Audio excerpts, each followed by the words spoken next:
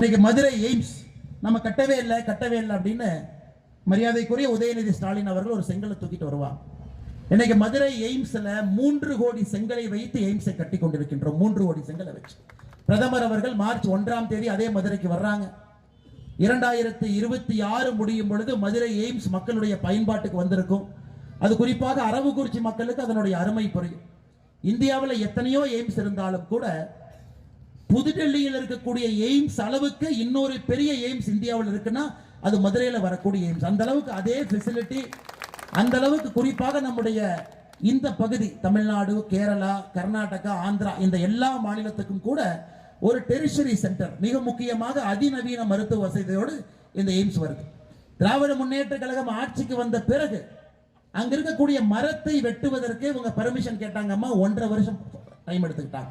ஒரு மரத்தை வெட்டி அங்க எய்ம்ஸை கட்டுறதுக்கு 1.5 ஆண்டு காலம் திராவிட முன்னேற்ற கழகம் நேரம் எடுத்துக்கொண்டார்.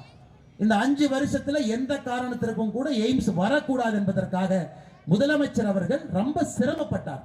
அதையெல்லாம் தாண்டி நீங்களே சொல்லுங்க, மத்திய அரசு ஒரு திட்டத்தை கொண்டு வரலாம். அது நிலம் என்பது மாநில அரசுடைய கட்டுப்பாட்டில் இருக்கு.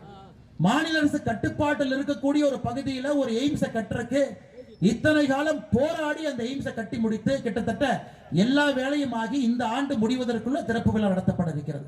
ஆனா முதலமைச்சர் அவர்கள் வரும்பொழுதெல்லாம் மத்திய அரசு எய்ம்ஸ் கட்டல. சரி, நாங்க தான் கட்டல, நீங்க ஒரு எய்ம்ஸ் மாதிரி ஒண்ணு கட்டலாமே, நீங்க கட்டலாமே.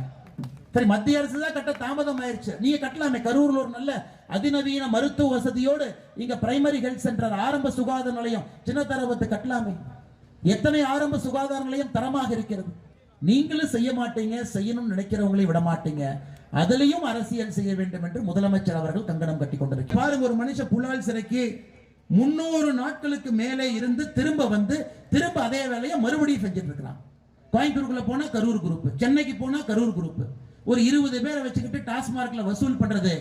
எங்கே சென்றாலும் கூட தலை நிமிர்ந்து நிற்க வேண்டிய நம்முடைய கரூர் மக்கள் இந்த கரூர் குரூப் என்கின்ற ஒற்றை பெயர்ல எங்க போனாலும் 10 பேர் வசூலுக்கு வச்சிருக்கிறாங்க. டாஸ்மார்க் பாட்டிலுக்கு வாங்கணும், மூடிக்கு வாங்கணும், டாஸ்மார்க் அட்டைக்கு வாங்கணும்.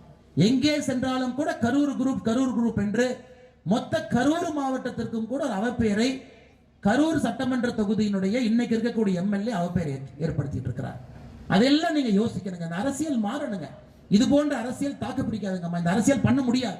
இது போன்ற அரசியல் எத்தனை நாளைக்கு இதே போல ஒரு பண அரசியல் என்பது ஏழை மனிதருக்கு எந்த விதத்தில் அது பயன்படும்? ஒரு தேர்தல் கரூரை பொறுத்தவரை 100 கோடி, 150 கோடி, 200 கோடி தேர்தலாக இருந்தால் எந்த அரசியல்வாதி ஒரு சாதாரண மனிதனுக்கு வேலை செய்வதற்காக இங்கிருந்து பாடுபட போறார்? அதையெல்லாம் இந்த முறை நீங்க யோசிச்சு மாத்தணும்.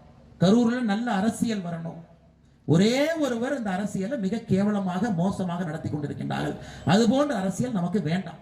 ஏன் இதே முதலமைச்சர் ஐயா M.K. ஸ்டாலின் அவர்கள், இதே முதலமைச்சர் அவர்கள் எதிர்க்கட்சி தலைவராக இருக்கும் பொழுது இதே மண்ணு கரூருக்கு வர்றார்.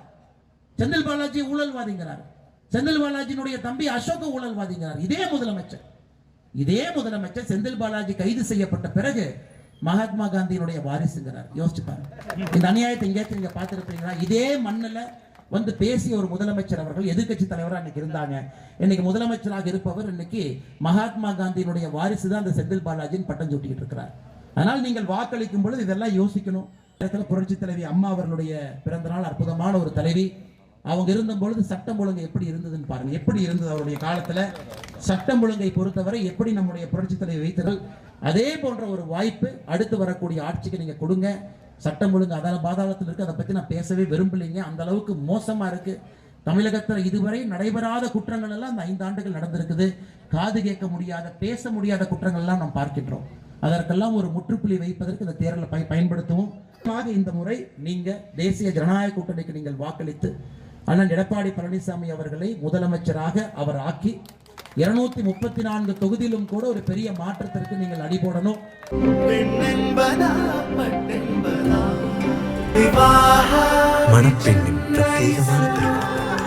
விவாஹா தி சென்னை சில்க்ஸ்.